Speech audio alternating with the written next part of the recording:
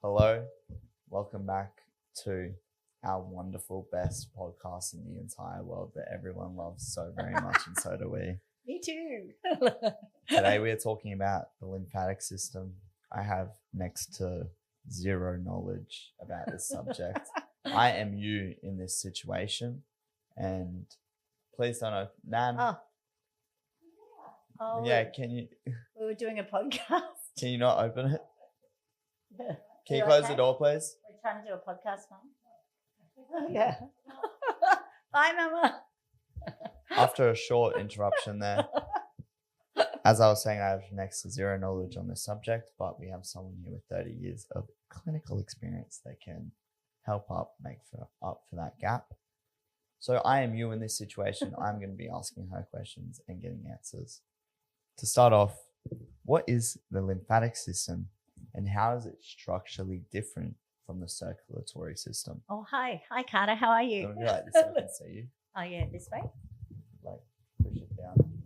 Like that. Like that? Okay, oh, that's good. But like, make sure it's still pointing at you. The lymphatic system. So let me just have a little chat about the lymphatic system. It's one of my favorite systems in the human body. It's one of the systems that most people know nothing about, but is becoming more popular due to the TikTok love of lymphatic massage. But let's look at the lymphatic system. So what it is, it's like our bodies in a river. So basically, it's a secret river that runs through the entire body. It basically interconnects cells, tissues, and organs through the body. And its job is to actually clean wastes from the tissues and cells, and at the same time harvest or grow immune cells. So it has immune surveillance role to play and also a detoxification role to play. Right? So the circulatory system is a little bit different. The circulatory system works with the heart as the pump, right? So it's a closed loop system that's cleaning. It works with oxygen and carbon dioxide, but it's also circulating nutrition around the body. And that's the role of the circulatory system. And it basically uses blood vessels, arteries, and capillaries to do it.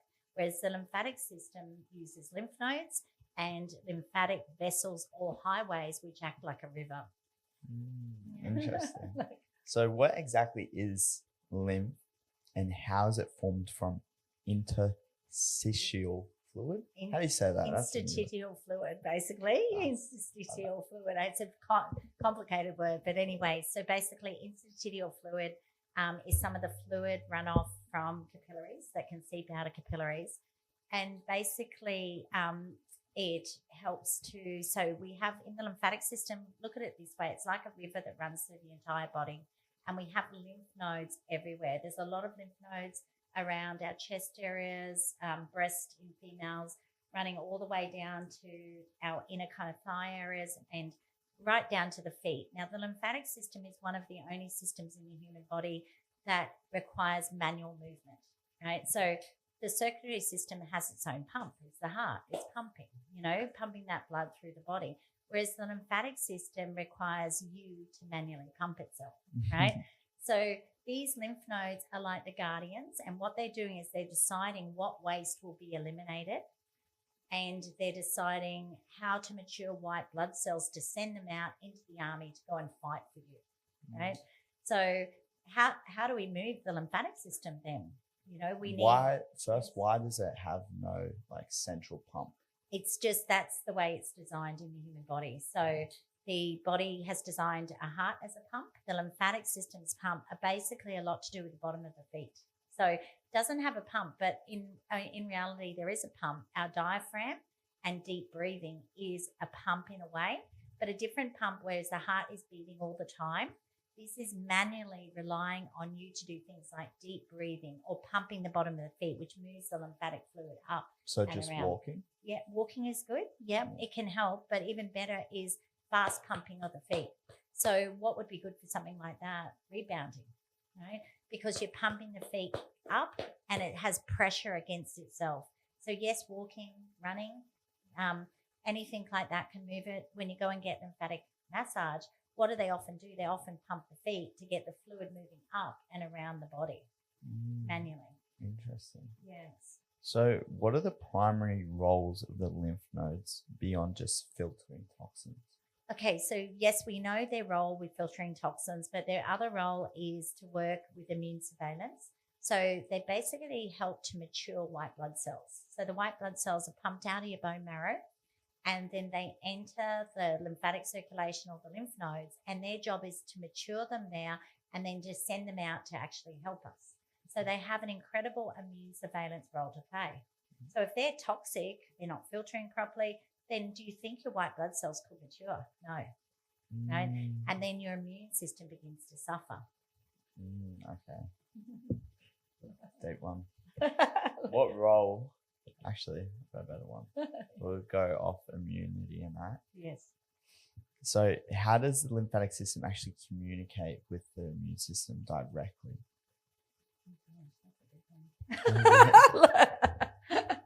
Well, they're all interconnected. So if you look at the lymphatic system, every single system is not separate within the human body, right? So people go, oh, we've got a circulatory system, we've got a lymphatic system, we've got an endocrine system, but every system connects and integrates. So for instance, with the lymphatic system, yep, they have lymph nodes and lymph pumps, or the lymph nodes there, but they're also connected via nerves, via signaling through our nervous system as well, which also connects to the immune system. So every system is interconnected and waiting for signals from the other. The other interesting thing is that our gut has incredible amount of lymphatic nodes along it, and they're known as Peyer's patches, right? So what they're doing as well, they're playing a role with filtering, immune surveillance, and they're relying things like our immunoglobulins that are in the lining that are giving signals to the lymphatic system to tell them, do I want to let things in or out, and so the gut plays an integral role as well with the lymphatic system. So basically every system in the human body is interconnected and interrelated, and they're relying on signals from other systems within the body. So for instance, we have a detox system, which is liver, kidneys, lungs, but a lot of people don't realize that the lymphatic system also plays a role there. And whatever the liver cannot remove, it will send into the lymphatic system, and it's relying on that to get that waste out. So they talk amongst each other. Yeah. Right? So when you get an immune response to the lymphatic system, what is happening in the lymph nodes during that? So do you mean an immune response where we have to go and fight something? I guess, like, if you're getting sick, like, yes, your body will give an immune response and is talking to, for That's lack of right. a better term, to the lymph nodes. Yeah, that's true. Like, so we've got our thymus gland, for instance, which is lymphatic tissue in origin. So look at things like our adenoids, our tonsils, our thymus gland, things like that. A lot of people don't realize they're lymphatic tissue, right?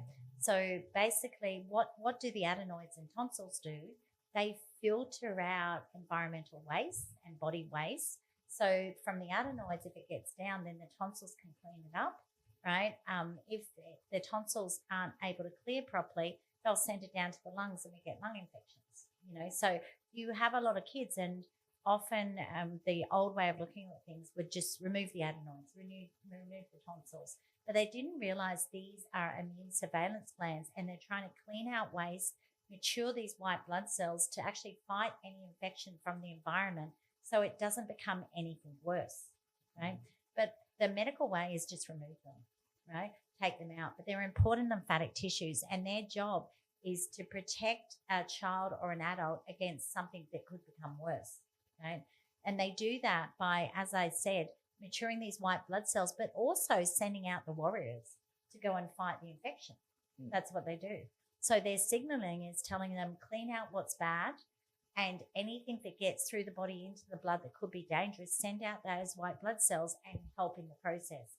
So people don't realize, yes, we have a systemic immune system. Yes, we have a gut immune system, but the lymphatic system is integrally linked to these systems. So if it's overloaded, sluggish, not working properly, our immune system will suffer. Okay. What happens to people who get these important, what are they called again? Tonsils. Tonsils. What was the other one? Adenoids. Adenoids. Yeah. So doctors remove these from people. That's right. What are the long-term kind of effects of that? Okay, so often it used to be just very common if a child had adenoid problems, chronic sinusitis, allergies, the initial process in the medical world is just take them out, right? And look, don't get me wrong, in some cases, kids have had so many problems and where they swell so much they can't breathe.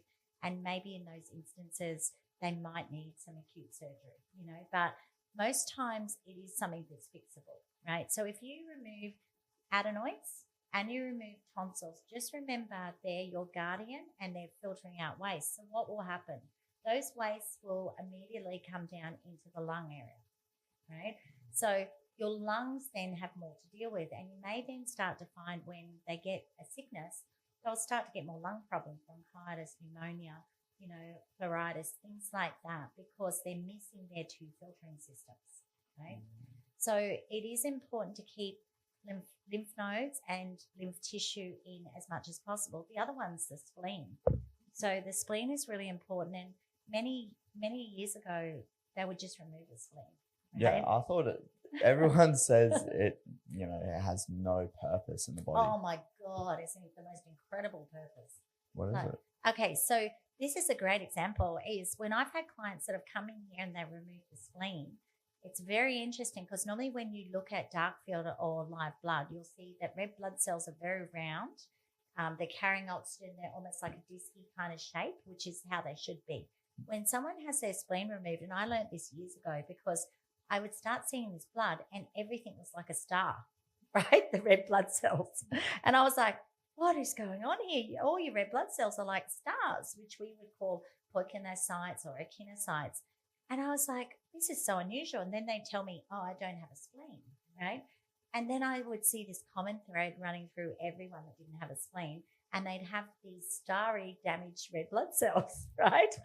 And so interesting, after doing so much research, what is the spleen? It's kind of similar to the liver, but one of its job is to clean out damaged red blood cells, right? So as a cell ages, it becomes damaged. If it gets free radical attack, it becomes damaged. What would happen if we left all of those damaged red blood cells in the blood, right? You'd have a mix of damaged and some good ones, but you'd start to build up too much damaged cells. The spleen is a filtering system. So it's trying to filter out anything bad itself, which all the lymph nodes do, right? They're a filtering system. So if you can't filter them out, it's going to throw the damaged ones back into the blood. You're going to have all these damaged ones that don't produce energy, and your body and cells will start to age faster, Interesting. So yes, it is a very important thing that you want to keep. It helps with immunity. It helps to stop us getting sick, and it helps to keep our blood beautiful and clean. So why do we get really puffy and swelled up near here? Are these all our lymph nodes in here? Yeah, these are very important lymph nodes. So why does that get swelled up and puffy when we're sick? Okay, so that they will swell in the effect two reasons. They'll swell if they're trying to filter too much, right? Or they're filtering, so they get larger in the process of trying to help you, right? So their job is, as we said, to filter, but they will also get larger because they're trying to send white blood cells out. So acutely this will happen. The problem is when it happens chronically, right? Okay.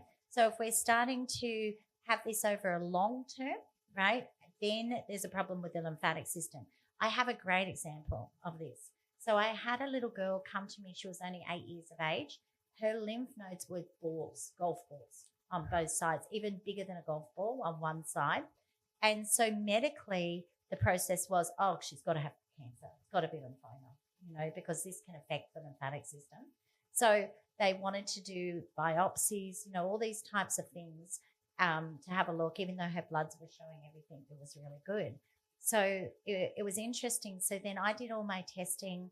I used all my devices and that, and I picked up that she had about 8 or 9 different parasites in her body, right? So what was happening was because her gut was so inflamed from all the different tapeworms, protozoa, different types of parasites, it was using the lymphatic system in the gut as its rubbish removal system. And so what it was doing to take the load off, all the other lymph nodes were swelling, right, to try to filter out the waste from the die-off of the parasites, right? So I basically went in and went, okay, this is not a lymphatic problem, although the lymphatic system is trying to help you.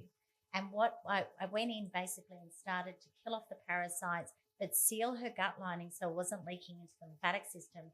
And I supported her lymphatic system at the same time with lymphatic herbs. So very interesting, this golf ball size that had been there for 8 months, a long time, and it was hard, just started shrinking. Right? And within 8 weeks, it was gone. Do you see that a lot where it's people are treating just the symptom of the lymph nodes, but they never look deeper into what's actually causing it? I would say I see it 99% of the time. 99. Right? Only because what's happening is if they go to a general medical doctor, not an integrated one, what they do is treat everything as a separate system. Okay. Right? So in my world, in naturopathic medicine, we are seeking causes, and we're seeing the interrelation and the interconnectedness between every system within the human body. That's basically how it works. So often they'll come to me and I'll see they've been told, okay, we're looking for a disease. Always, like that's swollen, there's a disease process going on. Oftentimes it's not a disease process. Oftentimes it's something more simple where, okay, we've got problems with the gut. I can even see this is a very interesting thing. If you photograph someone's eyes, and you'll see these things, the white dots in the periphery of the eye, you can see it in most colors. It's a little bit different in brown eyes, very common in blue and green eyes. And we call it a lymphatic rosary, right? So they're white clouds that go in dots around the iris. Now, that tells us straight away that they've been born with a lot of lymphatic congestion or poor lymphatic flow that's coming from childhood, right? We also call it a dairy rim, right? And what it basically means is that they should stay away from foods that are congesting the lymphatic system, because as a child, even growing up, they're going to be prone to allergies, sensitive to foods, poor lymphatic flow. They'll probably get fatigue. As they get older, they might even get cellulite, right? So it's giving us a pre-warning through the actual eyes to treat that system in the body and interconnect it with the rest of the systems. So there can be signs that you can see from a young age. So there is foods that can cause lymphatic congestion. Oh, 100%. Yeah. What kind of foods? So the worst foods for the lymphatic system are processed dairy products, right? So particularly like homogenized, pasteurized milks, so any dairy product that has undergone that kind of process will congest the lymphatic system. So in order of foods, when we look at lymphatic system, we look at dairy products. We also look at the wrong form of gluten, like Australian gluten that uses Roundup, so to harvest the wheat, although organic is a lot better, right? And then we look at sugar. Sugar congests the lymphatic system. So we're looking at sugar. Processed sugar. Yeah, definitely. Not normal sugar, but processed sugar is the next one. And then very interesting, a lot of people don't know, more mucus congesting foods are things like bananas as well. Even though I love bananas and that would be the end of the list, but if someone is so congested with mucus because the lymphatic system isn't good, that can be another food that can congest you even worse. It's interesting. I want to talk about how does lymphatic dysfunction affect immune resilience in the long term? It definitely causes poor scavenging of bacteria, viruses, fungi, and everything. Because what happens is if your lymphatic system is congested and not working properly, your ability to mature the white blood cells or to get them out to scavenge is very slow, right? So part of the immune system involves having incredible white blood cells, number one, and a balance of the white blood cells, but also being able to mature them and get them to scavenge quickly through the body, right? So if your lymphatic system is congested, the ability to mature them is very slow. So they're not going to get out there fast enough, number one. And number two, they're going to be slow to actually attack the bacteria, virus, and fungi, and that will overcome a person and their immune system will suffer, right? So like I said, it's like our body's internal beautiful secret river, right? And the lymph nodes are like the bouncers, right? Yeah. They're deciding what has to go, and they're also deciding, I'm going to send those white blood cells out there, right? Okay. Yeah, so your immune system will suffer if the lymphatic system is suffering. The other really interesting thing, I don't know if a lot of people know this, but we have another lymphatic system within the brain, or up in the area, it's called the lymphatic system, right? Tell me more. So it's very interesting, but the lymphatic system works while we sleep, right? Okay. So it basically, we've got lymph nodes everywhere. So they're not just here, they go up all around our face, the back of our head. And so what they're doing is at nighttime, while we're in deep sleep, they're filtering waste from the brain, right? From up in the head zone, out through the lymphatic system and out of the body, right? So if we don't have deep sleep, our lymphatic system doesn't work. And some of the signs of that will be things like memory problems, foggy brain, brain fog, all this kind of stuff, because our lymphatic system is not getting a chance to filter. Okay. So that happens while you sleep. Yeah, most of it happens while you sleep. Yes, the lymphatic system and lymphatic system's working all the time, but it works when you're in deep sleep. Okay. But the lymphatic system tends to get a bit congested when you sleep, hey? It does, yeah, because you're not moving. Because what's some of the treatments for the lymphatic system? Like we said, we need a mechanical pump. What is that? Exercise. Yes, doing all this work. But like moving the body, getting the body moving, oxygenating will move the lymphatic system. So there's some great therapies for the lymphatic system that can work really well. Yeah. Do you know how much fluid the lymphatic system moves per day? No, I don't. That's terrible. I don't know. Can you tell me? Honestly, I don't know. We need to go. I'm just the questions guy here. God, I need some facts here. That's more like a quick fact type thing. That's interesting. I know the liver filters 3 pints of blood per minute. Does it? So yeah, per minute. So what with the lymphatic system? I need to come back at that one. How does the liver and the lymphatic system work hand in hand? Oh, they work completely hand in hand. So the liver is filtering blood, right? Yeah. So it is a filtration system, but it's filtering the blood. The lymphatic system is filtering via fluid, right? So whatever the blood can't remove, some of that will seep into the interstitial fluid, and the lymphatic system deals with it. So they're basically supporting each other. So whatever, like I said, the liver can't filter, the lymphatic system will take the role of and help to support. And then it basically, what's the next system? The skin. The skin is the body's largest organ. So if the liver's congested, if the lymphatics are congested, then it will throw it out through the skin. You'll start to get skin problems, acne, rosacea, pimples, eczema, all types of things. So they're integrally linked, but helping each other in the process, right? They're all friends. They know each other well, per se. I know. And another good sign of lymphatic congestion, which women love to know, is cellulite. Right? Is that the hail damage? It's like the squishy. Yeah, so when women get cellulite, is that like the memory foam skin? Yeah, the memory foam. Yeah, that's what I'm just imagining. Yeah. It's not a girl's best friend, right? Because they could be beautiful, have beautiful figures, whatever it may be, whatever, curvy, but then have so much cellulite and these thighs or leg kind of areas. And a lot of that has to do with the lymphatic system. Right? How so? Well, because the lymphatic system is leaking fluid, so if we're not cleaning the fluid properly, it gets trapped between these spaces with the fat, and that's what develops cellulite. So we often say a poor liver function and a poor lymphatic function will result in a lot of cellulite forming within the legs. So you look at some of the therapies for cellulite, and some of them are basically getting the lymphatic system moving, lymphatic massage, dry skin brushing on these areas to move the fluid up, because lymphatic system moves one way. So you're moving it up, whereas the circulatory system works in a loop. I thought you moved down. Yeah, towards the heart. So, if you do a dry skin brush, you're doing it up, up, up, because everything circulates down, right? Different up here, you're right. Okay, yeah. Yes. So dry skin brushing, when you do it, you're moving it in a circular motion towards the heart, the feet up, legs up like this, anywhere up here down. Why do you move it towards the heart?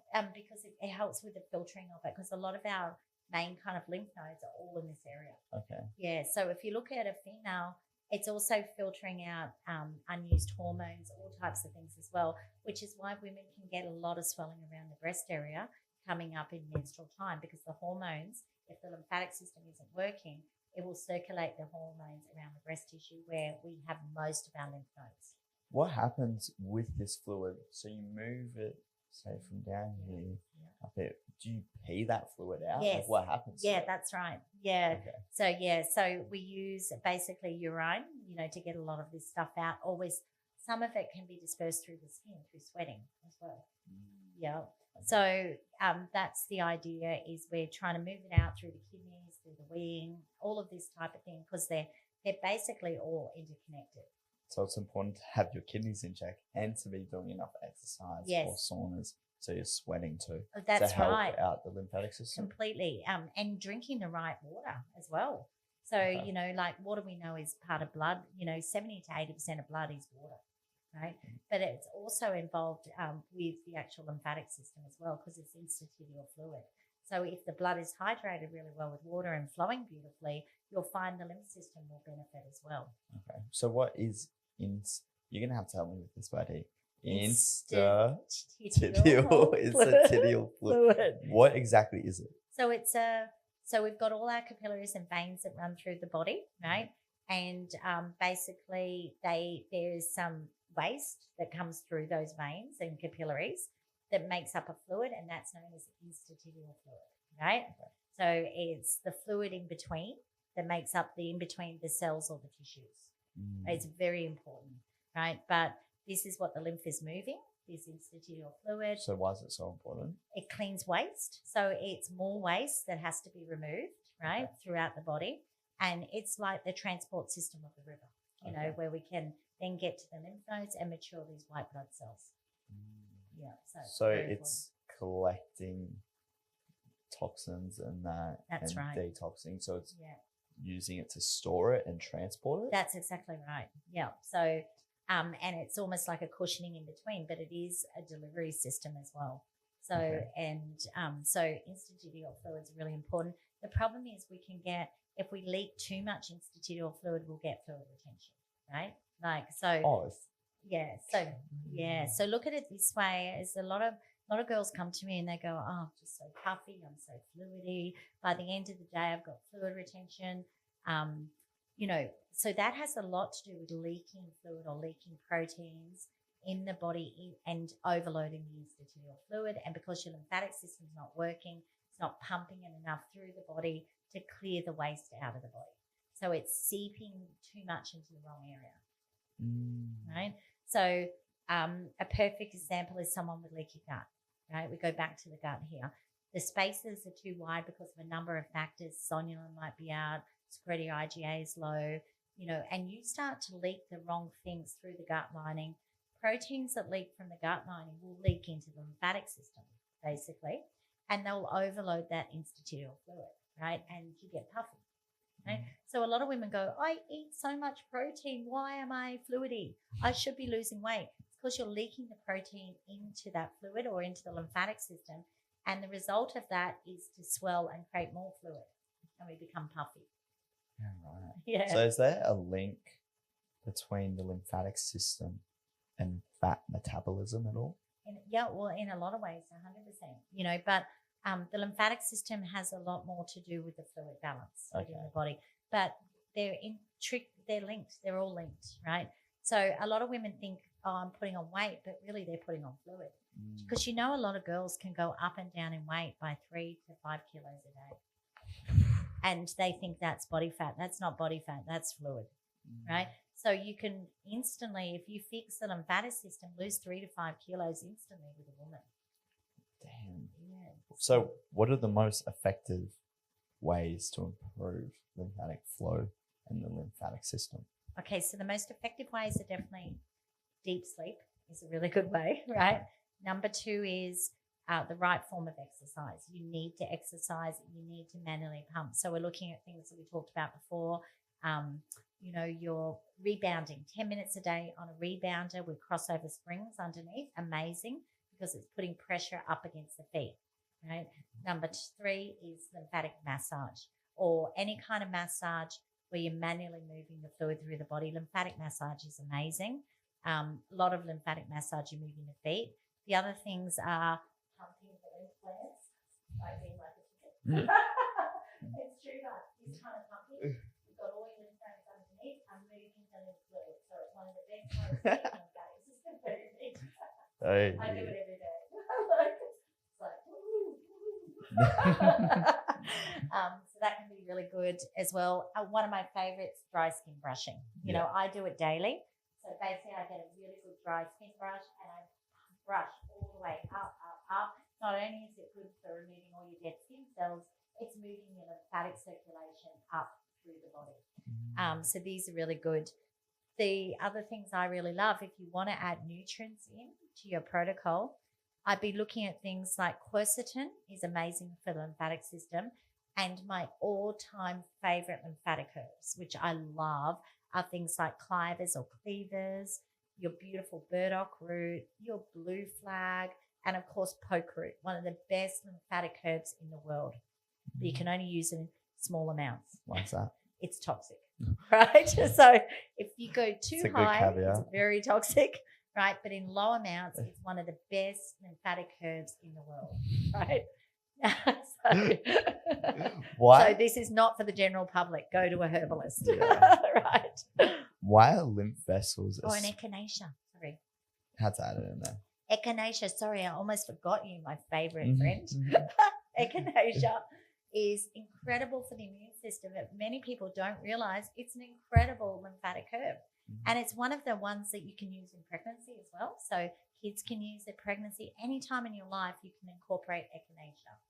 So so it's beautiful. Okay.